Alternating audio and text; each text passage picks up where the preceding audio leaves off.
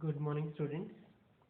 Students, in our previous lecture, we have discussed about the convexity of IC, why IC curve is convex to the point of origin. Okay, that's due to MRS, marginal rate of substitution. Okay, now the point is why should MRS decline? Okay, the the reason behind convexity of IC was the decreasing MRS. Okay, MRS, marginal rate of substitution, tends to decline. Now, what is decreasing MRS? What does it mean? Decreasing MRS means when the consumer wants to consume an extra unit of a commodity. Okay, see, it is clear that we are consuming, or being a consumer, we are consuming two commodities simultaneously. Okay, दो commodities का combination हम consume कर रहे हैं. Okay, so if the consumer wants to consume one more unit of a, or one extra unit of a commodity. Okay, see, two goods, good X and good Y, are the two commodities. Okay, if the consumer is willing to consume one more unit of good X, so he or she has to sacrifice some units of good Y, because consumer's income is constant or fixed. Okay, consumer की income fix है. ठीक है, तो अगर वो X का consumption बढ़ाना चाहता है तो उसे Y का consumption कम करना पड़ेगा. ठीक है, क्योंकि जिस combination को वो consume कर रहा था या कर रहा है, उस पे उसकी सारी इनकम स्पेंड हो गई है. ठीक है, हम पहले भी पढ़ेंगे, कंज्यूमर की इनकम उसने फुली स्पेंड कर ली होनी चाहिए. ठीक है, तो अब अगर एक्स का कंजम्पशन बढ़ा रहा है, ठीक है, तो वाई का छोड़ना पड़ेगा, तभी उसके पास पैसा बचेगा और वो एक्स का एक्स्ट्रा खरीद पाएगा. Okay, so the point is, if the consumer do wants to consume one more unit of a commodity or one more unit of commodity X, okay, he will be willing to sacrifice less and less units of good Y than before. Okay, अगर पहले भी उसने ऐसा किया है कि x की एक एक्स्ट्रा कमोडिटी कंज्यूम की है, टू टू थ्री. ओके, एक एक्स्ट्रा यूनिट कंज्यूम कर रहा है x की, तो y की कुछ सेक्रीफाइस की होंगी. Okay, so here he has sacrificed 1.5 units. Delta y means change in y. Okay, 6 to 4.5 पे आ गया है. x की दो यूनिट्स की बजाय 3 यूनिट्स कंज्यूम करने लग गया है. ठीक है, तो एक एक्स्ट्रा यूनिट कंज्यूम करा है. तो x की एक एक्स्ट्रा यूनिट बढ़ाने के लिए 2 to 3 पे जाने के लिए, ठीक है, to increase the consumption of X commodity by 1 unit, the consumer has to reduce or has to sacrifice the consumption of Y commodity by 1.5 units. 1.5 unit से घटा दिया है. इसकी एक बढ़ाई है, उसकी 1.5 यूनिट घटा दी है. Now the point is to increase one more. अब वो एक और एक्स्ट्रा यूनिट अगर कंज्यूम करना चाहेगा, ठीक है, तो यहाँ पे इन्होंने लाइक 2 यूनिट्स एक साथ बढ़ाई है. ठीक है, 5 to 7 पे पहुँच गया. ठीक है, तो उसने टोटल कितने का सेक्रीफाइस किया? ओनली 5.5 यूनिट्स का. वहाँ पे एक एक्स्ट्रा यूनिट के लिए 1.5 यूनिट सेक्रीफाइस कर दी थी, और यहाँ पे दो एक्स्ट्रा यूनिट्स के लिए सिर्फ 0.5. जब एक के लिए 1.5 कर सकता है तो दो के लिए ज़्यादा करना चाहिए था सेक्रीफाइस, लेकिन उसने 2 यूनिट्स के लिए बहुत ही कम सेक्रीफाइस किया, ओनली 0.5 यूनिट्स का. Okay, so this concept is called declining MRS or decreasing MRS, marginal rate of substitution. substitution की जो रेट है वो डिक्रीज हो गई है. ठीक है, एक एक्स्ट्रा के लिए पहले ज़्यादा सेक्रीफाइस करता था और अब उसने कम सेक्रीफाइस किया. This is declining MRS.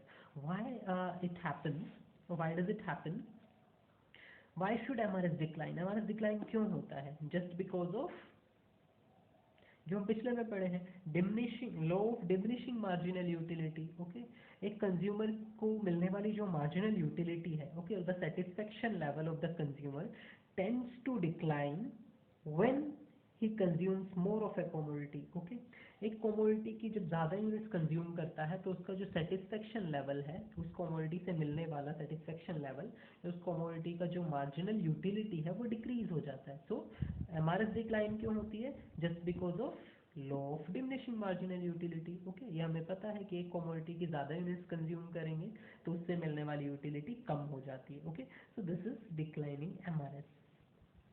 And just because of declining MRS, IC is convex to the point of origin. Okay, and now MRS is calculated. MRS is equals to delta Y upon delta X. Okay, X की delta X means X की कितनी extra units consume करने के लिए Y की कितनी sacrifice की. X की delta X means change in X consumption of X commodity. Okay, delta change को रिप्रेजेंट कर रहा है। तो x की कितनी यूनिट्स एक्स्ट्रा कंज्यूम करने के लिए y की कितनी यूनिट सेक्रीफाइस की। Okay, so this is the relationship between y and x commodity through MRS, marginal rate of substitution. Okay, marginal rate of substitution is calculated by delta y upon delta x, and this is also the slope of IC curve. Slope of IC curve का भी यही formula है, delta y upon delta x. Okay, next point is higher IC curve gives higher level of satisfaction, और higher IC shows higher level of satisfaction. Higher IC means हम यहाँ पे indifference map draw कर रहे होंगे, ठीक है, मीन्स एक से ज़्यादा इंडिफरेंस कर्व हमने बनाए होंगे, तभी हमें पता चलेगा कि हायर आईसी वहाँ पे है, इंडिफरेंस कर्व हायर है, ठीक है। So we have group of indifference curves IC1, IC2, IC3 and IC4. So every higher indifference curve gives higher level of satisfaction. How? For example, IC1 पे कोई point मैंने randomly select किया है, ठीक है, IC, ओके, एंड अजम्पशन में हम पढ़ रहे हैं प्रॉपर्टीज में कि आईसी पे हर एक point same level of satisfaction देता है, सेम आईसी पे, ओके, ये भी आगे हम प्रूव करेंगे, सेम आईसी पे कोई भी point same level of satisfaction देता है। ओके, सो मैंने पॉइंट ए लिया है IC1 पे, इसी पॉइंट ए को मैं IC2 पे अगर एक्सटेंड करता हूँ, ठीक है, ओके, पॉइंट ए पे अगर मैं quantity of X and Y निकालूं जो कि कंज्यूम हो रही है, तो सपोज क्वांटिटी ऑफ x2 है एंड y3 है, इसी पॉइंट को जब IC2 पे शिफ्ट किया गया तो y कोमोडिटी तो 3 यूनिट्स ही कंज्यूम हो रही है, लेकिन x कोमोडिटी का कंजम्पशन बढ़ गया है 3 यूनिट्स। सेम इसी पॉइंट को मैं IC3 पे ले जाता हूँ तो x का कंजम्पशन इंक्रीज होता जा रहा है विदाउट रिड्यूसिंग और without sacrificing any unit of good y। Commodity y का सेक्रीफाइस किए बिना ही x का कंजम्पशन बढ़ रहा है, तो ऑब्वियसली सेटिस्फेक्शन लेवल भी बढ़ेगा। क्लियर? तो इसी तरीके से जो हायर आईसी होगा पिछले वाले से प्रीवियस आईसी से ज़्यादा सेटिस्फेक्शन देगा, because higher IC is showing that the consumption of a commodity is getting increased without reducing the other. Okay, so higher level of satisfaction मिलेगा वहाँ पे हायर आईसी पे, ठीक है, किसी भी पॉइंट पे हम देख सकते हैं। नेक्स्ट पॉइंट इज प्रॉपर्टीज है आईसी की। Next point is IC do not touch और इंटरसेक्ट ईच अदर। आईसी जो है, जैसे ये आईसी मैप हमने बनाया, ठीक है, तो ये डिफरेंट आईसीज हैं, ये हमेशा पैरेलल ही रहेंगे इंडिफरेंस कर्व्स, ये कभी भी एक दूसरे को इंटरसेक्ट नहीं करेंगे और ना ही एक दूसरे को टच करेंगे, they are always parallel to each other. Indifference map that means group of indifference curves. Okay, जब हम बहुत सारे इंडिफरेंस कर्व्स बनाते हैं तो उसको indifference map, okay, the group of or the graph showing the group of indifference curve is known as indifference map. And in an indifference map all the indifference curves are parallel to each other, वो एक दूसरे के parallel होती हैं, वो ना तो कभी एक दूसरे को इंटरसेक्ट करती हैं और ना ही टच करती हैं। Region C, in this graph we have two IC1 and IC2 and they are intersecting each other at point A. Okay, point A पे वो एक दूसरे को intersect कर रही हैं, ठीक है। Now we have the property that any point on the same IC, okay, any point on the same IC will give same level of satisfaction. Okay, property क्या थी? एक ही आईसी के ऊपर जितने मर्जी पॉइंट्स हम बना लें, सबके ऊपर लेवल ऑफ सेटिस्फेक्शन सेम रहेगा, हालांकि कंजम्पशन कॉम्बिनेशन चेंज हो जाएगा, ठीक है, क्वांटिटी जो है किसी पे एक्स की ज़्यादा कंज्यूम हो रही है, किसी पे वाई की, लेकिन सेटिस्फेक्शन लेवल सेम रहेगा, ठीक है। सो द प्रॉपर्टी है ये, उसी को हम यूज़ करेंगे, जैसे मैथ्स में मैथमेटिकल प्रॉपर्टीज होती हैं उनको यूज़ करके हम क्वेश्चन सॉल्व कर लेते हैं। तो यहाँ पे प्रॉपर्टी है कि एक आईसी के ऊपर जितने भी पॉइंट्स हैं, ठीक है, वो सेम लेवल ऑफ सेटिस्फेक्शन देंगे। C, we are taking 2 points B and A on IC1 and A and C on IC2। Okay, 2 IC है, इंडिफरेंस का है, तो IC1 के ऊपर हमने 2 पॉइंट्स लिए ए एंड बी, ओके, जो IC1 के कॉमन पॉइंट्स हैं, सॉरी IC1 के पॉइंट्स हैं, point A and C IC2 के points हैं। So the property says any point or every point on same IC will give equal or same level of satisfaction.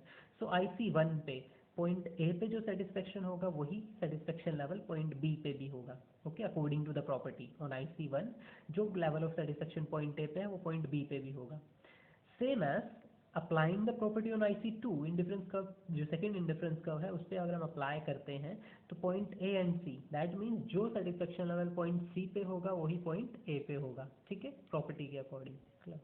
Now the point A is common in both the indifference curves, ये दोनों ही indifference curves का common point है ए IC1 पे भी है और ए IC2 पे भी है, ठीक है। हम देख रहे हैं इंटरसेक्शन पॉइंट है तो दोनों का कॉमन होगा, ठीक है, दोनों पे माना जाएगा वो।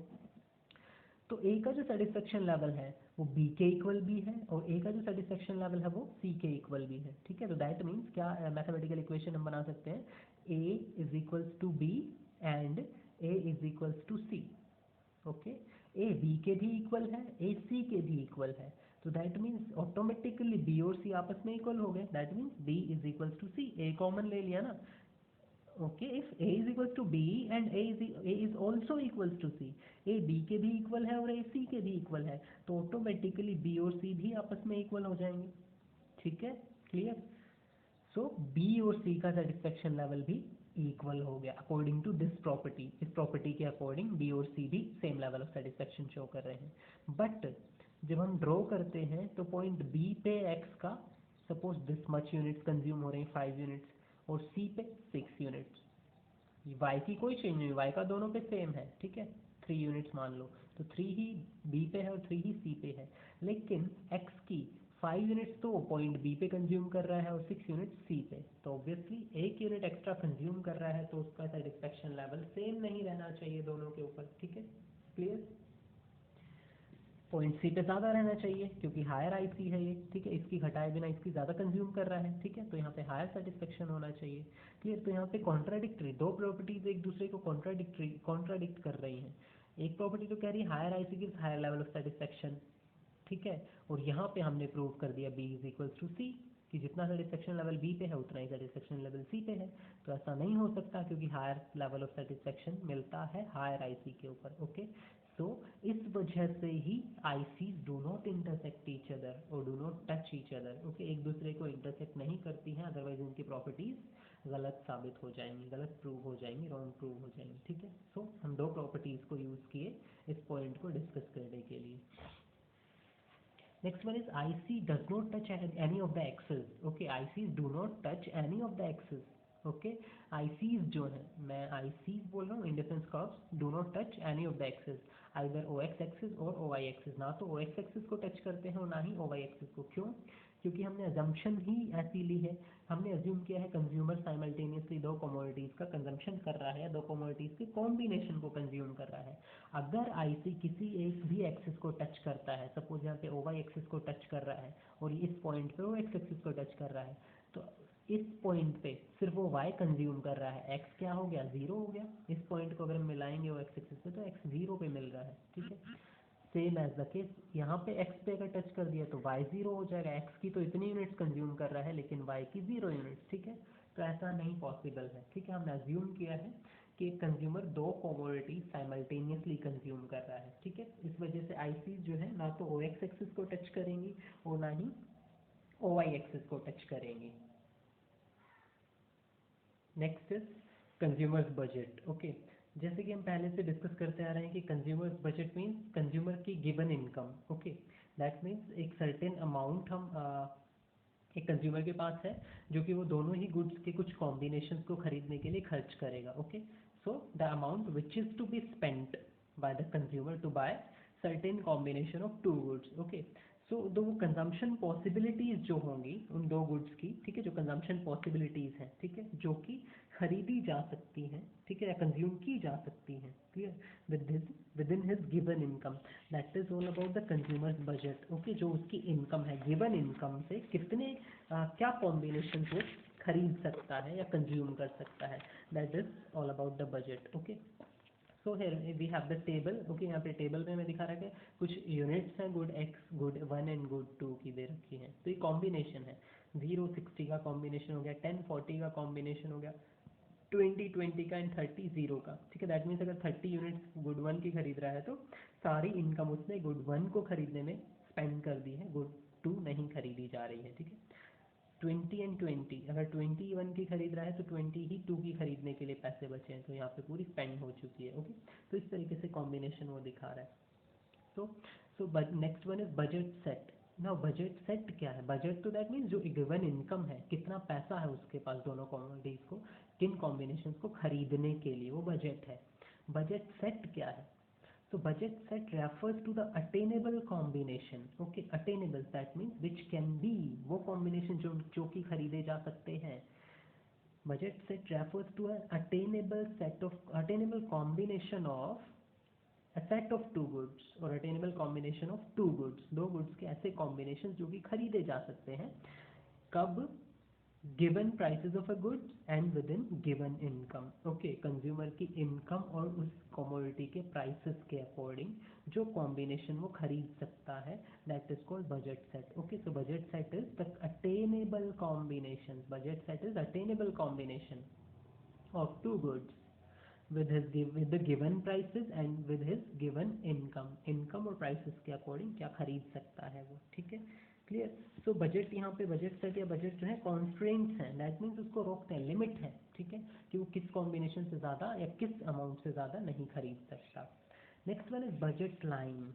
बजट सेट और बजट लाइन में डिफरेंस है। बजट सेट मीन्स वो कॉम्बिनेशन पे वो सारी इनकम स्पेंड हुई हो ऐसा ज़रूरी नहीं है, बची भी हो सकती है। ठीक है, बजट लाइन हमेशा कॉम्बिनेशन को इक्वल दिखाएगी कि वहाँ पे पूरा का पूरा पैसा स्पेंड हो चुका है। ठीक है, अगर 50 रुपीज़ स्पेंड हुए हैं तो कितनी यूनिट्स, अगर 50 या 60 जितना भी था, अगर 50 यूनिट्स 2 की खरीदी है एंड 10 यूनिट्स गुड 1 की खरीदी है तो 60 रुपीज़ स्पेंड हुए हैं।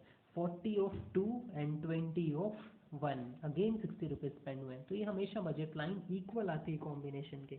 बजट सेट कम हो सकता है और इक्वल भी हो सकता है, पैसे बचे भी हुए हो सकते हैं। Clear.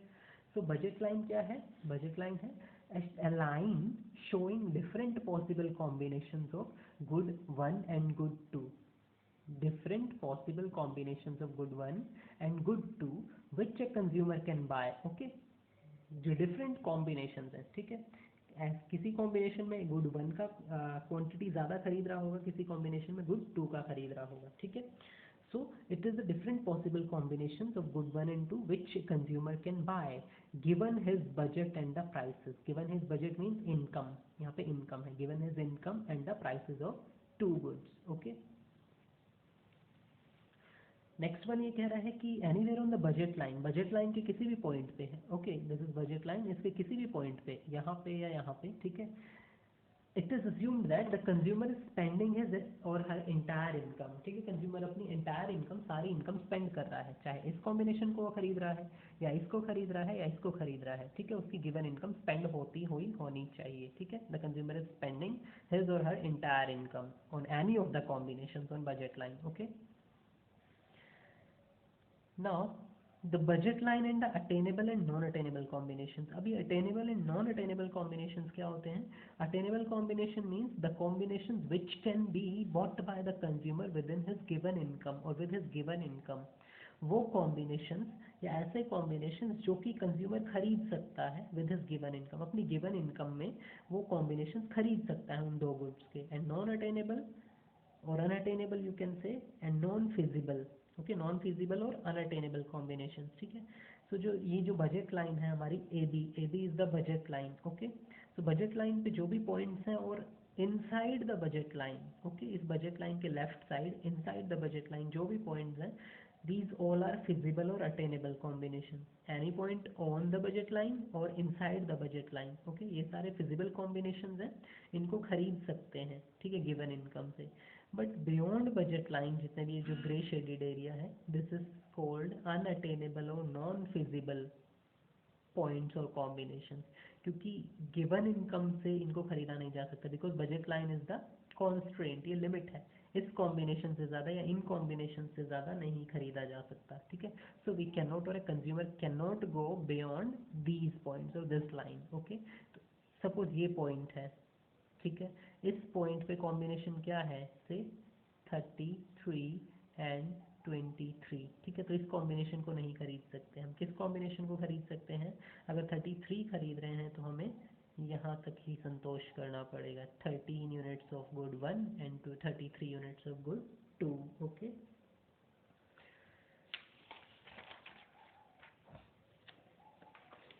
Next the budget line and budget set, जैसे कि हम पहले डिस्कस कर रहे हैं, ठीक है। यहाँ पे डिफरेंस है budget line and budget set.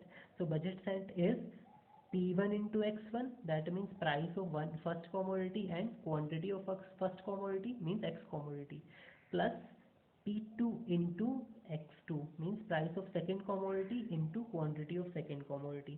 दोनों को ऐड कर दिया जाए means expenditure. इसको हम P1 into X1 को क्या बोल सकते हैं, the expenditure on X1 commodity or expenditure made by the consumer on X1 commodity plus expenditure made by the consumer on X2 commodity is either equal to income or less than income. That means या तो इन दोनों combinations को खरीदने में उसने पूरी income spend कर दी है या फिर कम की है, कुछ बचा भी हुआ है. This is budget set. Okay, कुछ बचा भी हुआ है और यूनिट्स खरीदी जा सकती हैं. But budget line is always equal to the total expenditure of the consumer made on both the commodities. दोनों ही कॉमोडिटीज के ऊपर किया गया खर्चा कंज्यूमर की इनकम. दैट मीन्स उसने अपनी इनकम पूरी की पूरी स्पेंड कर दी है किस पे, उन दोनों कॉमोडिटीज से कुछ कॉम्बिनेशंस को खरीदने के लिए. ठीक है, that's why budget line is the constant, limit है, इसके आगे नहीं जा सकते. बट बजट सेट में अभी पैसा बचा हुआ हो सकता है इनकम का, बोला ना, either equal to or less then.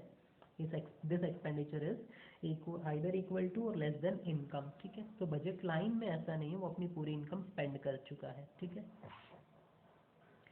So slope of budget line or price line. Okay, slope of budget line is always equal to delta y upon delta x. If it is क्या है ये slope of IC curve भी है, delta y upon delta x. Okay, हमने पीछे पढ़ा था slope of IC curve. ठीक है, MRS declining MRS. So MRS is equals to delta y upon delta x और MRS he declining MRS he convexity of IC की वजह से, सॉरी convexity of IC है.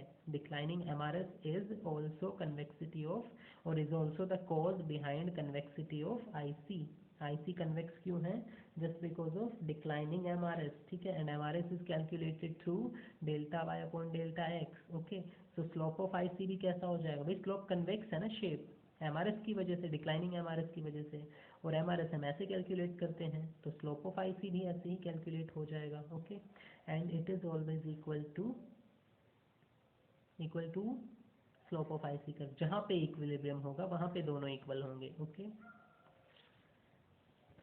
Eight the equilibrium px upon py होता है price line. This is price line. Okay, px upon py ratio of both the prices of both the commodities is equals to the MRS और slope of IC curve. ठीक है, this is equilibrium satisfaction, maximum satisfaction की condition है. Next one is budget line slopes downward. Okay, अब budget line भी downward sloping होती है. ठीक है, रीजन